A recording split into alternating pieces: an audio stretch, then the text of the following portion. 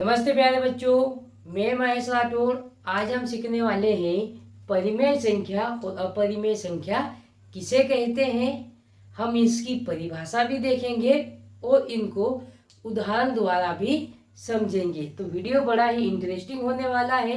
तो प्यारे बच्चों, आप इस वीडियो को लास्ट तक देखिए, जिससे आपको परिमेय संख्या और अपरिमेय संख्या से जो भी डाउट है वो सारे डाउट क्लियर होने वाले हैं। तो बच्चों, देखते हैं हम परिमेय संख्या किसे कहते हैं। पहले उसकी हम परिभाषा लेंगे। तो देखो, परिमेय संख्या को हम इंग्लिश में क्या कहते हैं? Rational number. अब देखो बच्चों, इसकी परिभाषा क्या है? ऐसी संख्याएं जिसको किस रूप में? P/Q के रूप में लिखा जा सकता है, जहां P तथा Q क्या होने चाहिए? पूर्णांक है और Q बराबर 0 नहीं होना चाहिए। ऐसी संख्या क्या कहलाती है? परिमेय संख्या कहलाती है। बच्चों, ये परिभाषा हुई इसकी। इस परिभाषा में 3 बातें ध्यान रखने वाली बात है।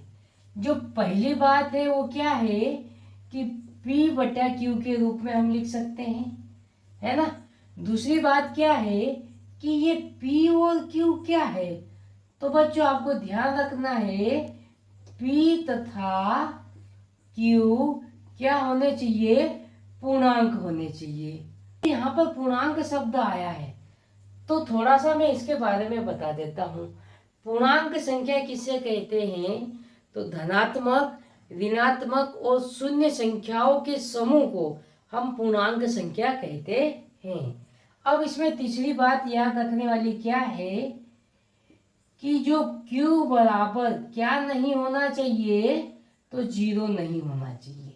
ये 3 बातें इस परिभाषा में दी गई है। क्या दी गई है कि P/Q के रूप में लिखा जा सकता है। P और Q क्या होने चाहिए? यहाँ पर पूर्णांक होने चाहिए और Q बराबर 0 नहीं होना चाहिए। अब देखो बच्चों, Q बराबर 0 क्यों नहीं होना चाहिए? अगर यहाँ बटे में Q की जगह 0 आ गया तो वो क्या देता है? इन्फिनाइट देता है। इसलिए Q बराबर 0 नहीं होना चाहिए। तो प्यारे बच्चों, ये आपको परिभाषा समझ आ गई है। अब इसके उदाहरण लेते हैं कि परिमेय संख्या की पहचान कैसे करें। तो देखो बच्चों, मैंने यहाँ पर 2 लिख दिया। क्या 2 क्या परिमेय संख्या है? तो हम देखो इन 3 बिंदुओं पर बात करते हैं। तो देखो, क्या 2 को मैं P/Q के बराबर लिख सकता हूँ? तो हाँ, लिख सकता हूँ। तो देखो, यहाँ ध्यान रखने वाली बात ये है, अगर किसी भी संख्या के बटे में कुछ नहीं है तो उसके बटे में क्या होता है? 1 होता है। ये बात आपको ध्यान रखना है। तो देखो, P की जगह पे क्या है? 2 और Q की जगह पे क्या है? 1 है। इसको P/Q के रूप में लिख लिया।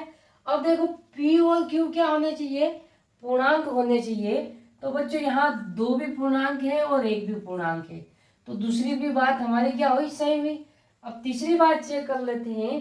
Q बराबर क्या नहीं होना चाहिए? 0 नहीं होना चाहिए। तो देखो, यहाँ Q का मान कितना है? 1 है, 0 नहीं है। तो हम क्या बोल सकते हैं? ये एक परिमेय संख्या है। उसी प्रकार -1/2 हम लेते हैं। क्या ये परिमेय संख्या है? तो हाँ, ये परिमेय संख्या है ना। उसके बाद देखो बच्चों, जो पाई का मान होता है क्या होता है? 22/60। ये भी क्या है? एक परिमेय संख्या है। फिर मैं लिख देता हूं कि √9। क्या √9 एक परिमेय संख्या है? तो बच्चों, √9 भी एक परिमेय संख्या है, क्योंकि √9 का मान जब निकलेगा बाहर तो कितना आ जाएगा? 3 आ जाएगा और 3 के बटे में कुछ नहीं, मतलब क्या है? 1 है। तो प्यारे बच्चों, √9 भी क्या हो जाएगी? एक परिमेय संख्या हो जाएगी। तो बच्चों, ये आपको परिमेय संख्या समझ में आ गई होगी। अब बच्चों, हम लेते हैं अपरिमेय संख्या किसे कहते हैं और अपरिमेय संख्या को समझने का प्रयास करते हैं। पहले हम देखते हैं उसकी परिभाषा, फिर अपरिमेय संख्या को उदाहरण द्वारा समझेंगे। तो देखो बच्चों, अपरिमेय संख्या। अपरिमेय संख्या को इंग्लिश में इनरेशनल नंबर भी कहते हैं। अब इसकी परिभाषा क्या होगी? तो ऐसी संख्याएं जिनको P/Q के रूप में नहीं, यहाँ पर ध्यान रखना, P/Q के रूप में नहीं लिखा जा सकता है, तथा Q बराबर क्या नहीं होना चाहिए? 0 नहीं होना चाहिए। ऐसी संख्याएं अपरिमेय संख्या कहलाती है। बच्चों यहाँ पर दो बातें ध्यान रखनी है। क्या बातें ध्यान रखनी है हमको? कि हम इस संख्या को P/Q के रूप में नहीं लिख सकते। इसके रूप में क्या कर सकते हैं? हम नहीं लिख सकते। और दूसरी बात क्या रखनी है आपको ध्यान, कि जो Q है उसके बराबर क्या नहीं होना चाहिए? 0 नहीं होना चाहिए। अगर बटे में 0 रहा तो उसको हम डिफाइन नहीं कर पाएंगे, वो क्या हो जाएगा? अनंत हो जाएगा। ये दो बातें आपको ध्यान रखनी है। तो बच्चों अब हम लेते हैं अपरिमेय संख्या के कुछ उदाहरण। तो बच्चों यहाँ पर लिखेंगे हम उदाहरण। आपने पाई तो सुना होगा।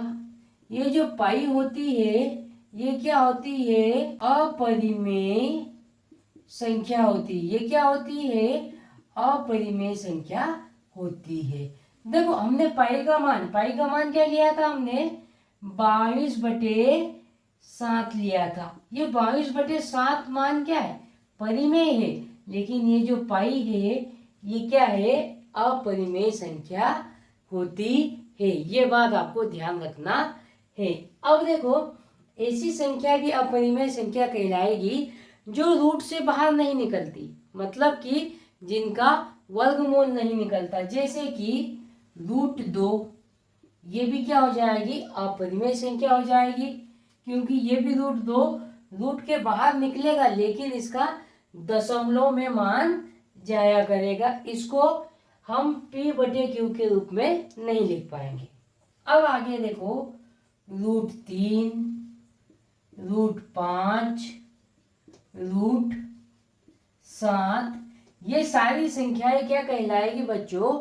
अपरिमेय संख्या कहलाएगी।